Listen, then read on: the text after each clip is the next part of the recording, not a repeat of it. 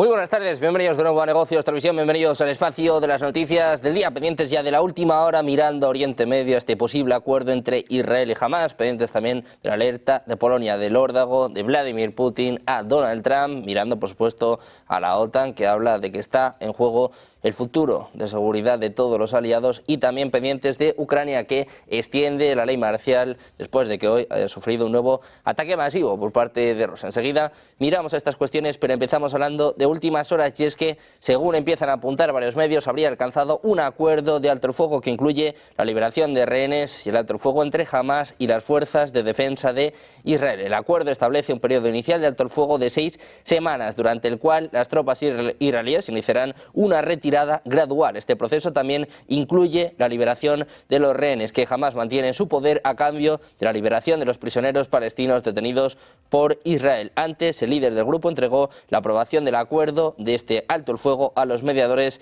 en Doha. Empezamos a conocer más detalles precisamente de este acuerdo. Al parecer establece una fase inicial de alto el fuego de 6 semanas, incluye la retirada gradual de las fuerzas israelíes del centro de Gaza y también regreso de los palestinos desplazados al norte de la franja de Gaza. El segundo acuerdo, la segunda fase de este acuerdo, según empiezan a contar algunos medios, incluiría en este caso el día 16, en la fase 1, se espera que incluya la liberación de todos los rehenes restantes, incluidos los soldados israelíes menores, un alto el fuego permanente y la retirada completa de los soldados israelíes. Está a punto de comparecer el primer ministro de Qatar contando todos los detalles, como decimos, de este acuerdo de alto el fuego que al parecer se habría alcanzado finalmente entre Israel y Hamás. Sobre este acuerdo hablaba el secretario general de la ONU, Antonio Guterres. Habla de esperanza, de un momento esperanzador para Oriente Medio. Lo escuchamos. Comprensible que uno esté abrumado por la conmoción de nuestro mundo. Pero de cara al año que empieza no debemos perder de vista los avances y su potencial. Y hay atisbos de esperanza. Los negociadores se hallan en las etapas finales de un alto al fuego y liberación de rehenes en Gaza. Entre tanto, el fuego en el Líbano se mantiene mayormente y el país pudo finalmente elegir a un presidente después de 2 años de estancamiento. Y mientras tanto, los hutíes han comunicado este miércoles que llevaron a cabo una operación militar conjunta contra el portaaviones estadounidense US Harry Truman y varios buques de guerra que lo acompañaban en el norte del Mar Rojo. Según el comunicado, el ataque se produjo mientras el portaaviones estadounidense intentaba llevar a cabo operaciones contra Yemen. El texto añade que en la ofensiva se utilizaron misiles de crucero y drones militares. Asimismo, los hutíes prometieron que no detendrán sus operaciones hasta que cese la guerra en la franja de Gaza y se levante el bloqueo del enclave palestino. Se trata de la 6ª vez que el US Harry Truman es atacado desde que entró en aguas del Mar Rojo. También miramos a Corea del Sur, Japón y Estados Unidos, que han realizado este miércoles ejercicios aéreos conjuntos en los que participó al menos un bombardero B-1B, siendo las primeras maniobras trilaterales que llevan a cabo en el presente año, es lo que informa la agencia Yonhap, citando al Ministerio de Defensa surcoreano. Dice que Corea del Sur, Estados Unidos y Japón reforzarán la cooperación para disuadir conjuntamente las amenazas de la República Popular Democrática de Corea y responder a ellas mientras amplían continuamente los simulacros trilaterales basados en una estrecha cooperación. Asimismo, indica que las fuerzas aéreas surcoreana y estadounidense realizaron esta misma jornada por separado su primer ejercicio aéreo combinado con fuego real de 2025 en un esfuerzo por reforzar su postura de defensa conjunta.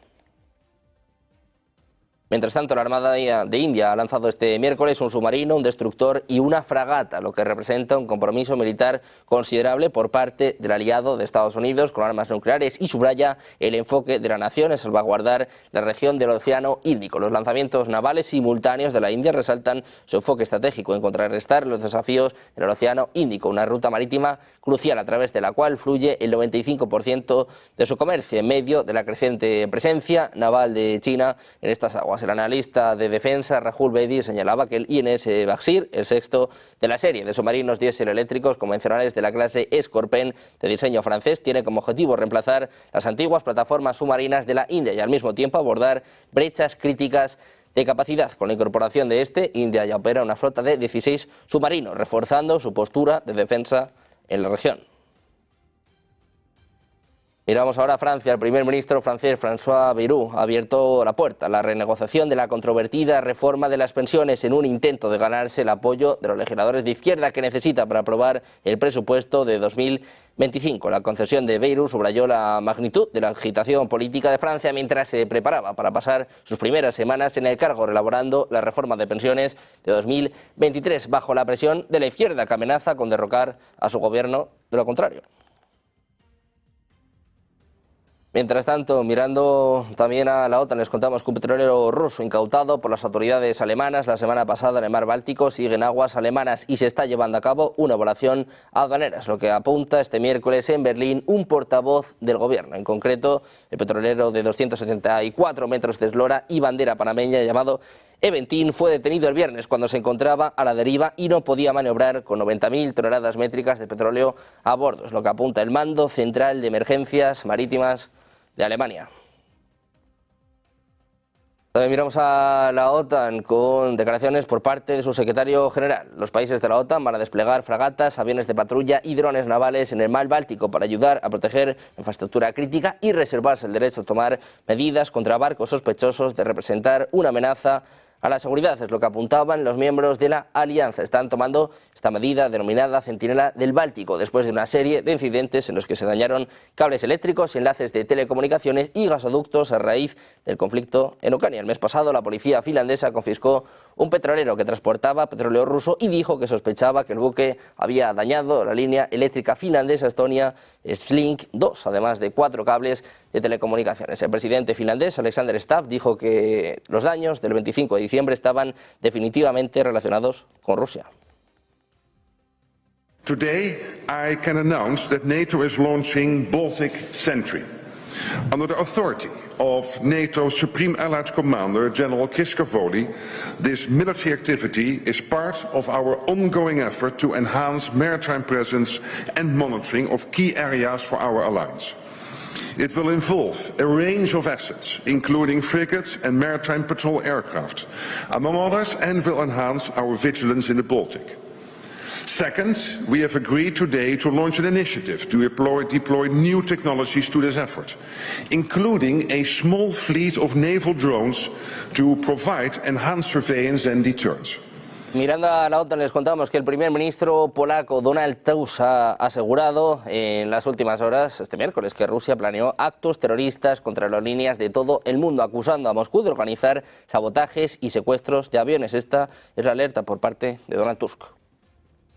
Сила в всьому цивілізованому світі, не тільки України, вони вимагають також спільних дій, і Польща відіграє ключову роль щодо проти тих саботажу і диверсії, яка має місце не тільки на польській території. Росія деякі акти саботажу чи підготування до диверсії були в країнах дуже драматичних. Останні інформації можу тільки підтвердити. Росія планувала повітряний терор, і то не тільки проти Польщі, але також проти авіаліній на цілому світі.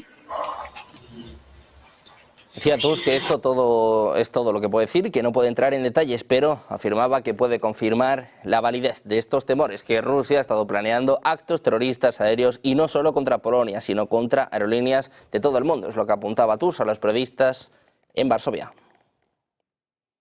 Seguimos mirando a la OTAN. A su secretario general, Mark Rutte, afirmaba este miércoles que Rusia intenta debilitar las democracias y mermar la libertad de los aliados y que tiene apoyo de China, Corea del Norte e Irán. Decía que Rusia se esfuerza por debilitar las democracias y mermar la libertad, es lo que apuntaba Rutte en una intervención ante los jefes de Estado Mayor de la defensa de los países de la alianza que se reúnen hoy y mañana en Bruselas. Rutte habla de prevenir una guerra. To prevent war, we need to prepare for it. It's time to shift to a wartime mindset. And this means we need to make our defenses even stronger by spending more on defense, producing more and better defense capabilities. We need to support Ukraine more to change the trajectory of the war. We all want it to end, but above all, we want a peace to last. Ahora, Canadá, el ministro de Energía canadiense Jonathan Wilkinson ha dicho este miércoles que están abiertos a aumentar el comercio y a intensificar asociaciones industriales con Estados Unidos después de que el presidente electo Donald Trump amenazara al país con aranceles. Wilkinson dijo a Financial Times que Canadá podría comprar equipo militar estadounidense, incluidos submarinos, y cooperar con Estados Unidos en la extracción de minerales críticos. Insistía en que el mayor desafío para su país proviene de China, que tiene el control estratégico de una serie de activos diferentes, incluidas materias primas críticas, pidiendo a Estados Unidos que se centre en una alianza o asociación en materia de seguridad energética y minera con Canadá. Sin embargo, también advirtió que su gobierno podría imponer aranceles de represalia a los productos estadounidenses que podrían causar la mayor cantidad de angustia en Estados Unidos y el menor dolor en Canadá.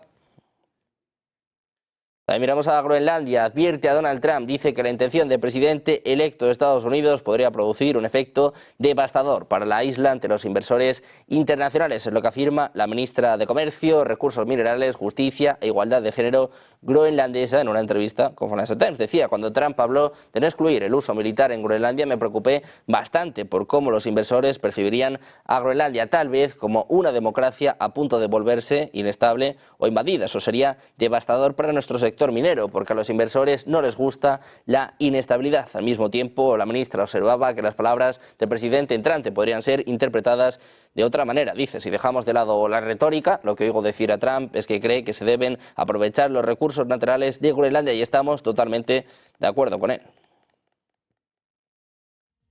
Mirando a los elegidos de Donald Trump, les contamos que el senador estadounidense de Florida y candidato del presidente electo para secretario de Estado, Marco Rubio, ha dicho este miércoles en su audiencia de confirmación que el orden global posterior a la Segunda Guerra Mundial es obsoleto y está siendo utilizado como un arma contra Estados Unidos. Un Marco Rubio que ha tenido que vivir este momento, una nueva interrupción a uno de los elegidos de Donald Trump.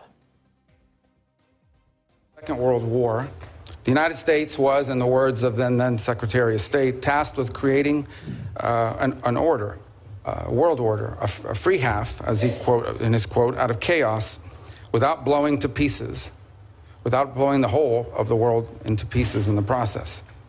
And in the decades that followed, that global order served us quite well. Americans' incomes rose and communities flourished.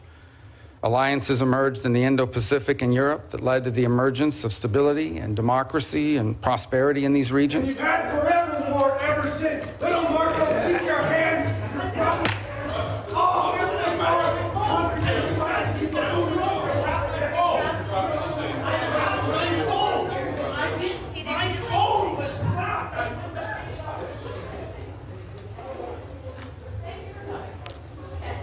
Back to order. All right, alliances emerged in the Indo-Pacific and in Europe that led to the emergence of stability, democracy, and prosperity, but it also prevented a cataclysmic world war. And ultimately, a wall in Berlin came down. Rubio destacaba la necesidad de crear un mundo libre a partir del caos y agregó que eso no será posible sin unos Estados Unidos fuertes y confiados que pongan sus intereses nacionales por encima de todo. Al mismo tiempo señalaba que la política exterior de Estados Unidos debería seguir un rumbo más realista, priorizando los intereses de los estadounidenses por encima de la promoción de la causa de la paz en la tierra. Precisamente el senador Marco Rubio ha dicho este miércoles que tanto Rusia como Ucrania tendrán que hacer concesiones para poner fin a la guerra en Ucrania. Decía, va a ser un trabajo duro, es lo que apuntaba en su audiencia de confirmación ante el Comité de Relaciones Exteriores del Senado. Añadía que se esperaba que se pudiera lograr un alto el fuego en el conflicto. Esta guerra tiene que terminar, es lo que decía, mientras añadía que para eso va a requerir una diplomacia audaz. Les contamos además que las agencias de seguridad nacional de Estados Unidos advierten que la toma de posesión de Donald Trump será un objetivo potencial atractivo para extremistas violentos, aunque afirman que no hay amenazas creíbles específicas. Los posibles perpetradores, particularmente aquellos con quejas relacionadas con las elecciones, pueden ver la juramentación de Trump como su última oportunidad de influir en los resultados de las elecciones a través de la violencia, lo que escribía un grupo de agencias de inteligencia y de aplicación de la ley en una evaluación de amenazas. Las preocupaciones de las agencias reflejan el ambiente político intensificado en el que Trump asumirá el poder. Precisamente les contamos que la próxima administración de Estados Unidos de Donald Trump aumentará el volumen de suministros de armas y equipos militares a Taiwán. Es lo que afirma este martes el congresista Mike Waltz, futuro asesor de seguridad de Estados Unidos. Aseveraba que en algunas cuestiones de la política exterior van a seguir los pasos de la administración de Biden, como por ejemplo en las relaciones con Taiwán. Decía, tenemos un atraso de más de 20.000 millones de dólares en cosas que ellos han pagado y tenemos que trabajar muy duro para dejar libres y hacer que reciban lo que pagaron como medida de disuasión a China. Así comentaba la situación en torno a la isla, que dice que seguirá convirtiéndose en una especie de puercoespín. Los asesores de Donald Trump, que ahora admiten que la guerra en Ucrania tardará meses o incluso más en resolverse, un duro golpe de realidad para su mayor promesa política exterior. Alcanzar un acuerdo de paz en su primer día en la Casa Blanca no va a ser posible. Dos colaboradores de Trump que han discutido la guerra en Ucrania con el presidente electo decían que consideran un cronograma de meses para resolver este conflicto. Describían las promesas de Trump como una combinación de fanfarronería de campaña y una falta de apreciación de la intratabilidad de este conflicto, al tiempo, además, que dicen que es costoso llevar a cabo personal para una nueva administración. Mientras tanto, el primer ministro de Hungría, Viktor Orbán, no asistirá a la investidura del presidente estadounidense Donald Trump el 20 de enero por cuestiones de agendas, lo que avanzaba su jefe de prensa, Bertalan Havasi, al diario digital Telex. En lugar de viajar a Washington para participar en la ceremonia de toma de posesión de su aliado Trump, Orbán va a presentar el mismo día en Budapest los resultados de la presidencia rotatoria de la Unión Europea que ocupó su país en el segundo semestre de 2024. De momento se desconoce si el gobierno húngaro estará representado por un enviado de Orbán en el acto al que ha sido invitado junto a otros líderes políticos. Miramos también al órdago de Putin, y es que Rusia va a exigir que Ucrania reduzca drásticamente sus lazos militares con la OTAN y se convierta en un estado neutral, con un ejército limitado, en cualquier conversación con el presidente electo de Estados Unidos, Donald Trump. Es lo que apunta la agencia Bloomberg. Cada vez más seguro de que tiene la ventaja en el campo de batalla en Ucrania, el presidente ruso, Vladimir Putin, está decidido a lograr su objetivo de que Kiev nunca se una a la OTAN y que se pongan límites a su capacidad militar. Precisamente seguimos mirando a Rusia, que ha empleado más de 40 misiles y unos 70 drones en su ataque de esta madrugada contra Ucrania, que ha ido dirigido sobre todo contra infraestructuras y contra el sistema energético, es lo que informa el presidente ucraniano Volodymyr Zelensky en sus redes sociales. Ha explicado que al menos 30 de esos misiles han sido destruidos por las defensas ucranianas. Decía que han sufrido otro ataque masivo de Estados Unidos. Decía, estamos en mitad del invierno y el objetivo para los rusos sigue siendo el mismo, nuestro sistema de energía. Agrega que entre los blancos hay infraestructuras gasísticas. Precisamente Rusia y Ucrania han realizado este miércoles el primer canje de prisioneros desde el inicio del nuevo año según la fórmula 25 por 25. Según el Ministerio de Defensa ruso, como resultado del proceso de negociaciones, 25 militares rusos fueron recuperados del territorio controlado por Kiev. A cambio fueron trasladados 25 prisioneros de guerra de las Fuerzas Armadas de Ucrania. A continuación, la cartera detalló que todos los militares rusos se encuentran en el territorio de la República de Bielorrusia, donde se les proporcionará asistencia psicológica y médica necesaria, así como también la opción de comunicarse con sus familiares. Miramos ahora a Ucrania, y es que la prohibición de Zelensky de negociar con los dirigentes rusos sigue vigente, es lo que afirma el ministro de Asuntos Exteriores de Ucrania, Andrei Sybiga, en una entrevista a medios locales publicada este miércoles. Respondiendo a una pregunta sobre las posibles negociaciones con Rusia, Sybiga aclaró que por el momento no se ha planteado la cuestión de las conversaciones con Moscú en ningún formato. Decía, a día de hoy esta decisión del Consejo de Seguridad Nacional y Defensa de Ucrania es válida, es lo que asevera el político. En este contexto, Sybiga sostuvo que Kiev todavía espera a que se establezcan los contactos oficiales con la administración entrante del presidente electo de Estados Unidos, Donald Trump, para discutir los siguientes pasos hacia una posible solución del conflicto. Les contamos además que la Rada Suprema, el Parlamento Unicameral de Ucrania, ha avalado este miércoles la petición del presidente Volodymyr Zelensky de extender otros 3 meses más los decretos de ley marcial y movilización general emitidos tras el inicio del conflicto. Zelensky había presentado en la víspera la petición formal de esta prórroga y el trámite se ha cubierto sin contratiempos, como anunciaba en Telegram el diputado Yaroslav Selesniak. En el caso de la ley marcial, 315 legisladores han votado a favor, mientras que el decreto de movilización ha recibido 310 apoyos. El Parlamento tiene un total de 450 escaños. Las medidas entrarán en vigor, por tanto, hasta el próximo 9 de mayo. Y terminamos mirando a un Zelensky que ha firmado este miércoles una ley que obliga a los jóvenes de 17 años a inscribirse en el registro de reclutamiento en Ucrania. Zelensky firmó la ley 4197/9, según la cual cada año, del 1 de enero al 31 de julio, los jóvenes que cumplen 17 años son inscritos como reclutas y se inscriben los datos en el registro estatal unificado de reclutas, personas susceptibles de cumplir el servicio militar y reservistas, es lo que comunica la Rada Suprema de Ucrania. Según el organismo, los jóvenes se someten a un reconocimiento médico antes de realizar las prácticas de formación militar general básica. El proyecto de ley también amplía hasta el 1 de marzo la opción de que los ausentes sin permiso regresen voluntariamente a las Fuerzas Armadas de Ucrania.